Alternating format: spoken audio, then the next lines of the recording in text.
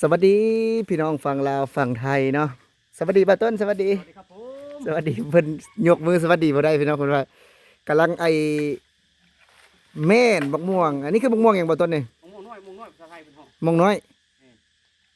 มงบ่มีมงซ้อว่าไงครับอยู่บ้านเฮาม่วงกระสอบพี่น้องถือว่าปีนี้เป็นดกมากๆเลยพี่น้องว้าเนาะบ่ต้นเพิ่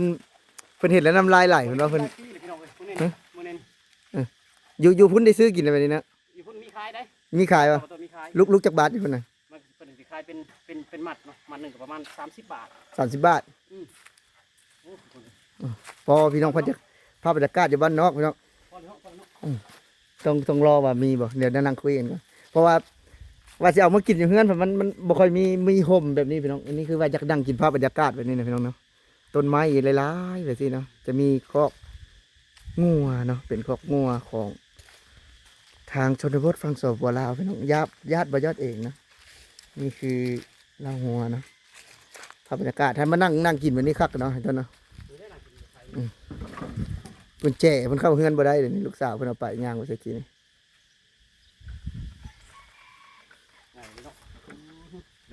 เป็นเป้งเลยนะ บริกินหลายปีเลยได้บ่ต้นเลยม่วงอันนี้เลยแซ่บเปรี้ยวคือฝั่งไทยก็มีขายมันบ่มีเพิ่นเอาไปจากอีสานนี่แหละนะฮะอันนี้ถ้าเป็นสายพันธุ์ก็คือสายพันธุ์ลาวสายพันธุ์อีสานเฮาเนาะสายพันธุ์ดั้งเดิมเนาะเป็นเพราะว่าคืออยู่ถ้าหากว่าพักแบบว่าพักตะวันออกหรือว่าพักเหนือพักหยังก็จะบ่ค่อยมีเนาะแม่นบ่ย่านแม่ถามว่าก็อาจจะมีแต่แบบน่าจะเป็นอยู่ชนบทอ่ะคันว่าเราก็ได้อยู่ตามบ้านนอกเนาะเวลามันสุกนี่ก็ตัดหัวมันออกแล้วก็บีบเม็ดมันออกแล้วเอาข้าวเหนียวยัดใส่แม่นยัดโบกม่วงตอนอย่างน้อยหากินนะครับคือบ่ยอดเนาะคือพี่น้องเวลามันสุกเนาะก็เฮาก็จะในมันแล้วก็เฮาจะเอาบีบในมันออกแล้วก็จะเอาเข้ายัดใส่มันบ่คือบ้านบ่ยอดก็คือยัดป้ออันบ่ยอดนะยัดป้อคือว่าแซ่บสมมุติเลิกจากโรงเรียนตอนเที่ยงนี่เนาะหาเลาะเก็บมะม่วงสุกมาพร้อมมะม่วงนี่แหละได้2 หน่วยแล้วก็มาเอามีดตัดนี่ก็บีบในมันออกเอาข้าวเหนียวยัดเข้าไปแล้วก็กินมันอันนี้ยัดโบกบ้านเราต้นหอมยัดโบกนี่แหละรกอันนี้ตัวนี้นะรกแห้งอันนี้นะทุกคนต้นนั่นก็ปลาทุกต้นเราเห็นเนาะพี่น้องเบิ่งบ่ยอดสิซูมให้เบิ่งเนาะคือว่าถ้าว่าเพิ่นปลูกบ่นี่มันก็เกิดแบบธรรมชาติได้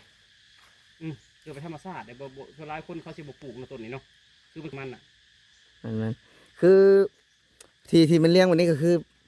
ถามว่าปลูกบอกก็อาจจะปลูกเนี่ยคือมันมีเนาะบางต้นเนาะคือมันมีแล้วเพิ่นก็บางเทื่อไปเฮาไปกินบ่อนอื่นนะกินที่ทุ่งนาซี่นะแบบว่าที่เห็นมันติดๆเนี่ยก็คือจะเอามาสำใส่แต่จริงมันก็เกิดจากธรรมชาตินั่นแหละว่าซั่นซะแต่ว่าเอามาเฮ็ดแบบว่าให้มันได้ห่มคือบ้านหลังนั้นก็เบิ่งนึงว่าเพิ่นปลูกเห็นบ่เต็มเลยมันจะเป็นม่วงไข่เลยตอนนั้นน่ะม่วงไข่แล้วม่วงไข่อีกแล้วคืออาชีพเนาะอาชีพคือกระเจ้านะเงินหลังนี้กระเจ้าจะเป็นสมัยก่อนมันจะบ่มีต้นมะม่วงในแบบนี้นะพี่น้องเนาะเพิ่นจะปลูกขายเลยม่วงไข่เพิ่นจะไปขายใส่กระตแล้วก็เฮ็ดถุงขายคืออาชีพเพิ่นนะแต่ปัจจุบันนี้คือมันมีหลายแล้วคือว่าขอกินเดี๋ยวได้นะปัจจุบันนี้นะถือว่ามันมีแทบทุกหลัง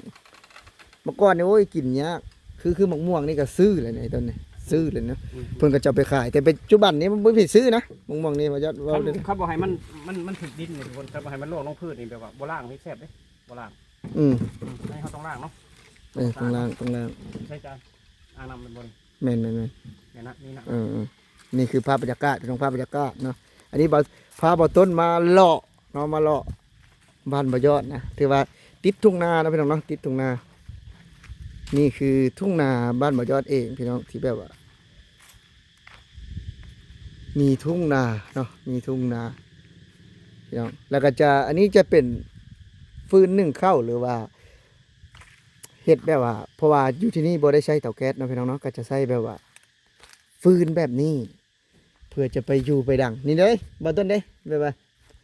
ผู้ใดมันคือบ่ยอดค้านในบ่มีเห็นบ่ยอดผู้นี้บ้านก็จะมีแบบนี้เลย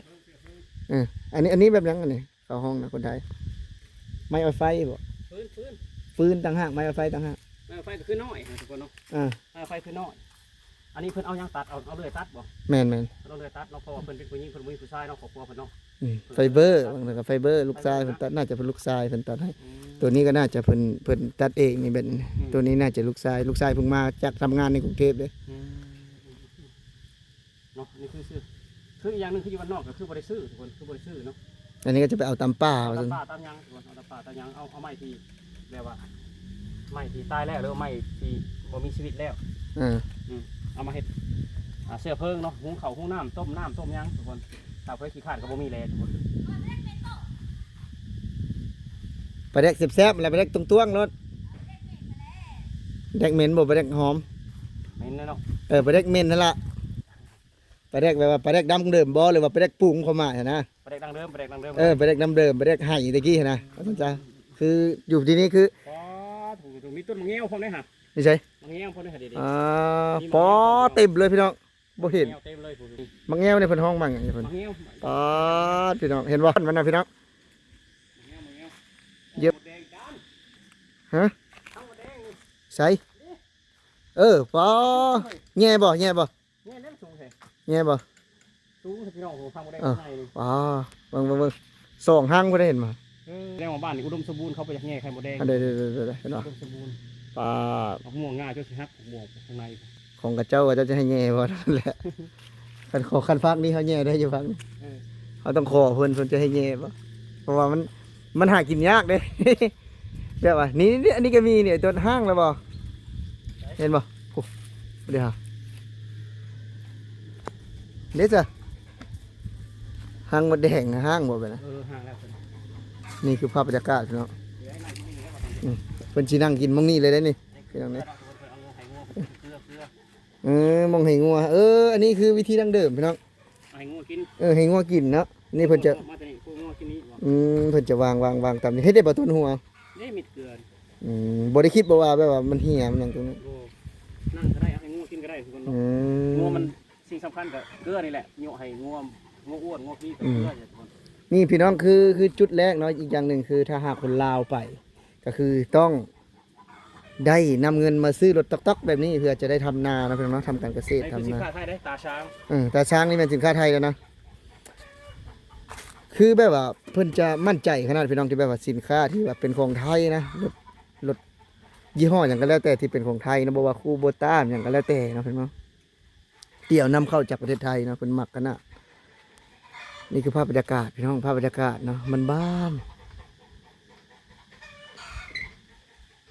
ถือว่ามื้อนี้ก็เป็นอีกมื้อหนึงเนาะซึ่งว่าเป็นอย่างเฮาคือบ่ได้กลับบ่าวต้นมื้อนี้คือว่าสิกลับ วันพระใหญ่วันสินดับว่าไง วันสินดับเนาะก็เลย คื แบ อบ ว่า คืออยู่ในหมู่บ้านเพิ่นถือเนาะคือวันสินดับมื้อนี้คือบริเฮ็ดงานเลยมื้อนี้นะ แม่นๆ กินกับนอนอย่างเดียวมื้อนี้นะ กินกับ ผู้ น้ ใด อง มาเป็นเคยบ้านนี่ถือว่าวันสินดับนี่สะดวกสบายที่สุดทุกคนบริเฮ็ดเวียกอิหยังพอเฒ่าไม่เฒ่าบ่จมอีก อ่า กินแล้วนอนเนาะบ่ไปได้ให้ไปสวนอีกบ่ต้น เฉพาะมื้อนี้มื้อเดียวเลยเนาะนอนชั่วโมงก็บ่ไหว บ่ เนาะ ต้นแบบว่าบ่มีเมียบ่ต้นจะมาเป็นเคยบ้านนี่แหละทุกคนบ่ต้นขี้ข้าน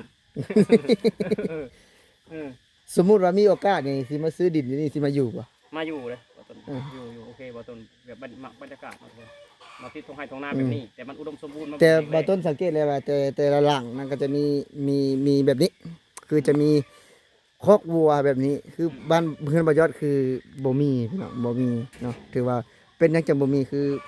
มันบ่ค่อยมีไผอยู่บ้านพี่น้องก็คือมีก็ได้ไปฝากเขาเลี้ยงนะ อืม บางเทื่อมันเหี่ยมามันก็บ่คุ้มพี่น้องเพราะว่า คือเฮาเลี้ยงลูกมันก็แบ่งกันอยู่แล้วเด้ก็คือบ่ได้มีไผอยู่พี่น้องแต่ว่าคือผู้ใดแบบว่าเพิ่นอยู่ผู้เดียวแต่ว่าเพิ่นก็ยังเลี้ยงวัวแบบนี้เด้อพี่น้องนะมีคอกวัวแบบนี้ อันนี้ก็คอกเป็ดพี่น้องภาพบรรยากาศบ้านเฮาเนาะสำหรับคลิปนี้ก็ประมาณนี้พี่น้องสำหรับผู้ใดเข้าเบิ่งก็อย่าลืมฝากกดแชร์กดไลค์กดติดตามเนาะสำหรับวันนี้บ่ยอดสิขอลาพี่และน้องไปก่อนสำบายดี